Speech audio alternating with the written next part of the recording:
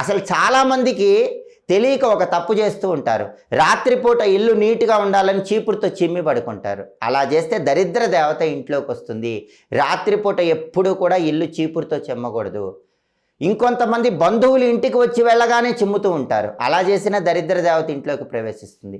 బంధువులు ఇంటికి వచ్చి వెళ్ళగానే చిమ్మవాకండి, 2 గంటల తర్వాత చిమ్మండి. అలాగే ఇంటి లోపల ఒక చీపురు ఉపయోగించాలి, ఇంటి బయట ఇంకొక చీపురు ఉపయోగించాలి. ఇంటి బయటకి లోపలికి ఎట్టి పరిస్థితుల్లో ఒకే చీపురు వాడకూడదు.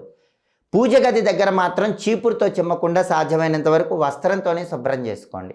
అప్పుడే లక్ష్మీ కటాక్షం ఉంటుంది. అసలు అన్నిటినీ శుభ్రం చేసే చీపురును కూడా మనం శుభ్రం చేసుకోవాలి. అప్పుడే లక్ష్మీ కటాక్షం కలుగుతుంది. ఇది కూడా చాలామందికి తెలియదు. చీపురుతో చిమ్మేస్తారు, ఇంట్లో ఒక చోటు ఉంచుతారు. అన్నిటినీ చిమ్మే చీపురుని కూడా మనం శుభ్రం చేసుకోవాలి. చీపురుని నీళ్లతో కడిగి చక్కగా ఆరబెట్టుకోవాలి. ఎప్పుడో తెలుసా? దానికి ఒక స్పెషల్ టైం